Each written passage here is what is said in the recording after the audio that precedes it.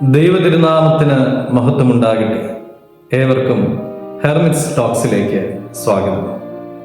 ഇത് ഹെർമിറ്റ്സ് ടോക്സിന്റെ 1020-ാം ദിവസം. ഇന്ന് സ്ലീബ പെരുന്നാളിന് ശേഷം വരുന്ന 3-ാമത്തെ ഞായറാഴ്ച.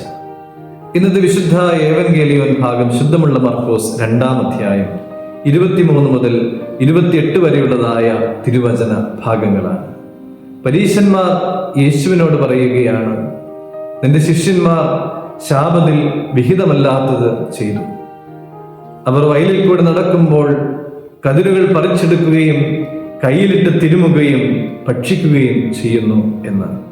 യേശുതമ്പുരാൻ അവരോട് ചോദിച്ചു, ദാവീദും കൂട്ടരും വിശന്നപ്പോൾ എന്താണ് ചെയ്തത് എന്ന്. ഈ വചനഭാഗം നമ്മെ ദൈവത്തിന്റെ സ്നേഹത്തിലേക്കാണ് നയിക്കുന്നത്. നിയമത്തിന്റെ അടിമകളായി അല്ല, ദൈവത്തിന്റെ സ്നേഹത്തിൽ സ്വതന്ത്രരായി നാം ജീവിക്കുവാൻ ദൈവം ആഗ്രഹിക്കുന്നു എന്ന് നമുക്ക് തിരിച്ചറിയുവാനായിട്ട് സാധിക്കും. ഇന്നും പലയിടങ്ങളിലും പരീശന്മാരുടെ സമീപനം നമുക്ക് കാണുവാനായിട്ട് സാധിക്കുന്നുണ്ട്. പരീശന്മാർ നിയമത്തിന് മനുഷ്യനേക്കാളും പ്രാധാന്യം നൽകിയിരുന്നുവല്ലോ. ഇന്ന് മൃഗങ്ങൾക്ക് ലഭിക്കുന്ന നിയമത്തിന്റെ പരിരക്ഷ മനുഷ്യന് ലഭിക്കുന്നുണ്ടോ?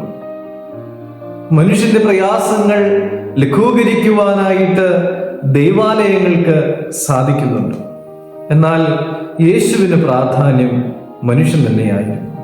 യേശുദമ്പുരാൻ പറഞ്ഞു, ശാബത്ത് മനുഷ്യന് വേണ്ടിയിട്ടാണ് എന്ന്. ഈ വചനഭാഗം നമ്മിലേക്ക് തന്നെയും വിരൽ ചൂണ്ടുന്നുണ്ട്. പ്രാർത്ഥനകൾക്കും ആചാരങ്ങൾക്കും അനുഷ്ഠാനങ്ങൾക്കുമെല്ലാം നാം ഒത്തിരിയേറെ പ്രാധാന്യം നൽകുമ്പോൾ അത് ദൈവസ്നേഹം കൊണ്ട് നമ്മുടെ മനസ്സ് ഹൃദയവും നിറയുവാനായിട്ട് ഇടയാകുന്നുണ്ട്. ആ സ്നേഹം മറ്റുള്ളവരിലേക്ക് പകർന്നു കൊടുക്കുവാനായിട്ട് നമുക്ക് സാധിക്കുന്നുണ്ട്.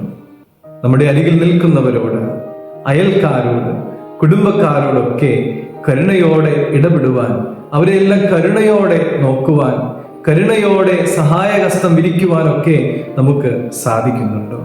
പ്രിയമുള്ളവരെ, നിയമത്തിന്റെ കഠിനതയല്ല, സ്നേഹത്തിന്റെ വിശാലതയാണ് നമുക്ക് ആവശ്യമായിട്ടുള്ളത്. ദൈവത്തോട് ചേർന്ന് വസിച്ചുകൊണ്ട് സ്നേഹവും കരുണയും നിറഞ്ഞതായ പാതയിലൂടെ ചരിക്കുവാൻ തക്കവണ്ണം ഇടയാകണം. അത്തരത്തിലുള്ള നിയമങ്ങളാണ് നമുക്ക് ആവശ്യം. സ്നേഹത്തിൽ അധിഷ്ഠിതമായ, സ്നേഹത്തോടെ നോക്കുന്ന, സ്നേഹത്തോടെ ചെയ്യുന്ന നിയമങ്ങളാണ് നമുക്കെല്ലാം ആവശ്യമായിട്ടുള്ളത് എന്ന് യേശുദമ്പുരാൻ നമ്മെ പഠിപ്പിക്കുകയാണ്. നമുക്കെല്ലാവർക്കും അത്തരത്തിൽ ജീവിതത്തെ ക്രമപ്പെടുത്തി മുന്നോട്ട് പോകുവാനായിട്ട് ഇടയാകട്ടെ. ദൈവം അനുഗ്രഹിക്കട്ടെ.